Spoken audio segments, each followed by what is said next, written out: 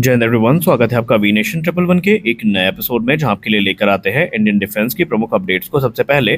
तो चैनल को सब्सक्राइब करना मत भूलिएगा। आज के अपने इस वीडियो में हम पहले बात करने वाले हैं F414 इंजन प्रोडक्शन को लेकर आई एक रिपोर्ट से। हम सबको पता है कि भारत में इस समय जितना इंपॉर्टेंट एम का इंजन है, उतना ही इंपॉर्टेंट हमारे लिए तेजस मार्क टू के लिए F414 इंजन होने वाला है। लेकिन इसमें हमें बीते कुछ दिनों में कोई बड़ा डेवलपमेंट देखने को नहीं मिला और लोगों ने कहा कि ये प्रोग्राम भी ठंडे बस्ते में चला गया। लेकिन फाइनली CNBC न्यूज़ 18 से बात करते हुए हमारे डिफेंस सेक्रेटरी ने कंफर्म कर दिया है कि जो F414 इंजन का प्रोडक्शन है वो इस वर्ष के अंत तक भारत में शुरू हो सकता है। ये इंजन हमें 80% ट्रांसफर ऑफ टेक्नोलॉजी के साथ देखने को मिलेंगे, जहां पर क्रिटिकल जो टेक्नोलॉजीज है वो भारत के साथ शेयर करी जाएंगी। हालांकि बीच में ये रिपोर्ट सामने आई थी जहां पर कहा गया था कि इंजन को लेकर जो इंटेलेक्चुअल प्रॉपर्टी राइट्स हैं और प्राइसिंग है, इस पे आम सहमति नहीं बन पा रही है और कुछ और हर्डल्स हैं जो इस समय HAL और जनरल इलेक्ट्रिक के बीच में डिस्कस किए जा रहे हैं। लेकिन अब रिपोर्ट्स में इंगित किया गया है कि ये समस्याएं लगभग समाप्त हो चुकी हैं और कभी भी जो ऑफिशियल कॉन्ट्रैक्ट है ये फिलहाल फाइनलाइज होगा, जहां पर जो इंडिजिनस इंजन है या F414 इंजन का भारत में मैन्युफैक्चरिंग है इसको शुरू की जाएगी। और संभावित है कि ये HAL की जो बैंगलोर फैसिलिटी है वहीं पर बनाए जाएंगे, जहां पर तैयारियां ऑलरेडी शुरू कर दी गई हैं। ये इंजन तेजस मार्क टू और एम का मार्क 1 फाइटर्स को पावर करने वाले होंगे। हालांकि इनिशियली 99 इंजन को लेकर कॉन्ट्रैक्ट फाइनलाइज किया जाएगा, लेकिन आगे चल के ये जो नंबर्स है ये 200 को पार कर सकते हैं, क्योंकि संभावित है कि यहाँ पर जो बड़े नंबर्स हैं वो इसलिए भी हो क्योंकि तेजस मार्क टू के जो आगे के वेरिएंट है वो इसी से पावर हों। लेकिन एक कन्फ्यूजन की स्थिति है, क्योंकि अब हमें पता ही है कि इनिशियली 120 तेजस मार्क टू को लेकर भारतीय वायुसेना प्रतिबद्ध है और एमका की 2 स्क्वाड्रन इसके साथ आनी है। तो कुछ रिपोर्ट इंगित कर रही हैं कि आगे जो फेज़ 2 होगा तेजस मार्क टू का वो भी इसी इंजन से आएंगे। तो कुछ रिपोर्ट ये इंगित कर रही है कि जो फेज़ 2 होगा वो एम का इंजन के साथ आएगा। अगर एम का इंजन के साथ आएगा तो हमें कोई बड़ा कॉन्ट्रैक्ट फिर देखने को नहीं मिलेगा, लेकिन अगर इंडिजिनस इंजन के साथ अगर हमें F414 इंजन के साथ ये देखने को मिलते हैं तो एडिशनल एक कॉन्ट्रैक्ट हमें साइन होता नजर आ सकता है।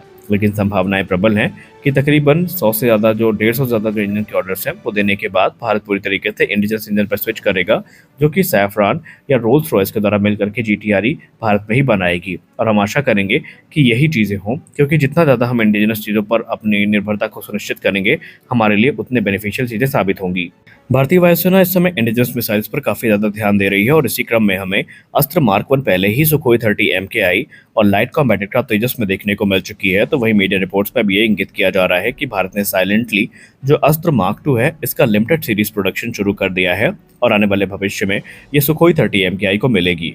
रिपोर्ट्स ये भी इंगित कर रही हैं कि बहुत जल्दी सुखोई 30 MKI प्लेटफॉर्म जो है वो अस्त्र मार्क 2 का जो LSP वेरिएंट है वो रिसीव करना शुरू कर देंगे। हालांकि अस्त्र मार्क 2 ऑलरेडी एक्सटेंसिव ट्रायल से गुजर चुकी है, जहां पर कैप्टिव ट्रायल से लेकर के अनगाइडेड मोड में इसको टेस्ट किया जा चुका है और ये बेसिकली सुखोई 30 MKI एक प्राइमरी प्लेटफॉर्म की भूमिका निभाएगा, जो कि फिलहाल अस्त्र मार्क 2 को ऑपरेट करेगा। लेकिन धीरे धीरे आपको ये मिसाइल भारतीय वायुसेना के तेजस मार्क 2, तेजस मार्क 1A और राफेल जैसे प्लेटफॉर्म्स पे भी देखने को मिलेगी।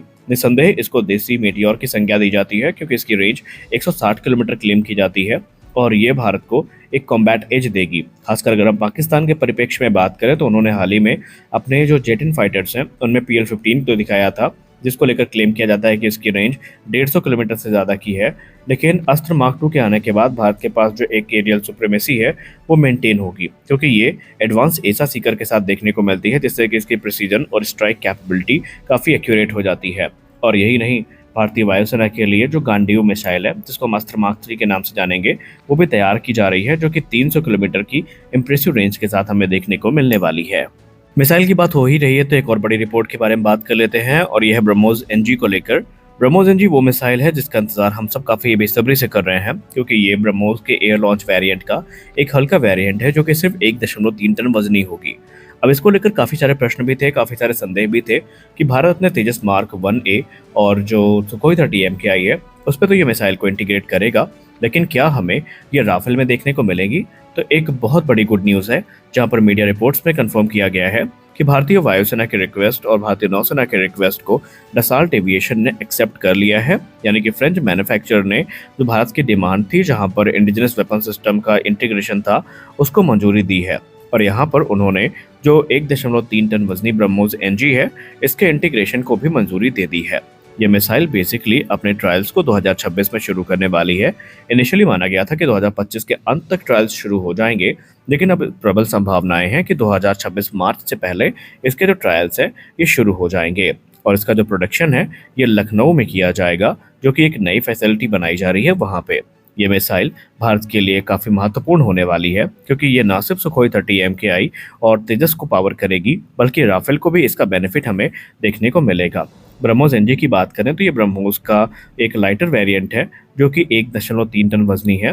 इसकी लंबाई 6 मीटर्स की है, तो वहीं इसका डायमीटर 50 सेंटीमीटर का है, और ये ब्रह्मोस की तुलना में 50% लाइटर है और 3 मीटर कम से कम छोटी है। इसकी रेंज की बात करें तो ये 290 किलोमीटर की इंप्रेसिव रेंज के साथ आती है। वहीं इसकी टॉप स्पीड मैक 3.5 की होगी। अब कुछ लोग इसको लेकर काफ़ी ये बवाल मचा रहे थे कि इसके नंबर्स कितने होंगे।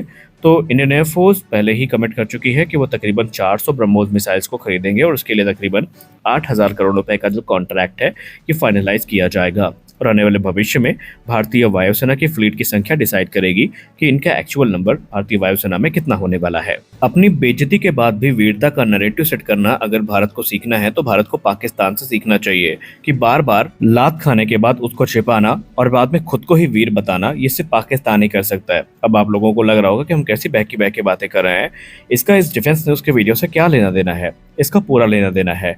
हाल ही में एक रिपोर्ट सामने आती है जहां पर बताया जा रहा था कि भारतीय वायुसेना के तकरीबन 4 Rafale fighter aircraft combat air patrol में थे, जो कि लाइन ऑफ कंट्रोल के पास उड़ान भर रहे थे।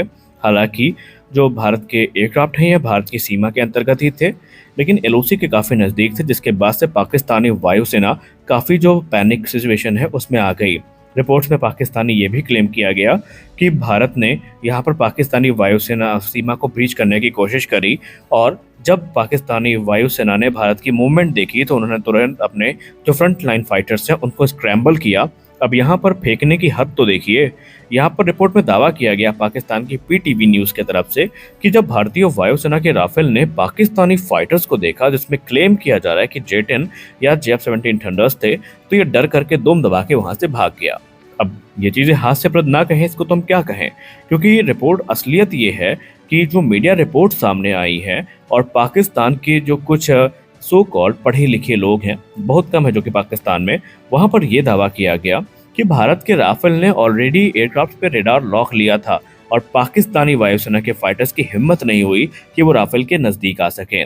लेकिन इस नैरेटिव को पाकिस्तान ने ऐसे प्रस्तुत किया कि भारतीय वायुसेना के जो फाइटर्स थे वो पाकिस्तानी सीमा में एंटर ही नहीं कर पाए, जबकि भारत के राफेल फाइटर्स का कोई वहाँ पर प्रोग्राम ही नहीं था पाकिस्तानी एयर स्पेस में एंटर करने का। सिर्फ भारत अपनी सीमा के अंतर्गत जो रूटीन कॉम्बैट एयर पेट्रोल है इसको पूरा कर रहा था। और इसके बाद भारत के सीनियर डिफेंस एनालिस्ट और जो भारतीय वायुसेना के अधिकारी हैं, उन्होंने भी पाकिस्तान के इस दावे को पूरी तरीके से बेसलेस बताया। उन्होंने कहा कि राफेल फाइटर्स के बारे में ये कहना कि वो J-17 जैसे प्लेटफॉर्म से डरकर भागे, अपने आप में ये काफ़ी हास्यप्रद चीज़ है। तो इस वीडियो में बस इतना ही, मिलते हैं अगले वीडियो में, तब तक के लिए जय हिंद।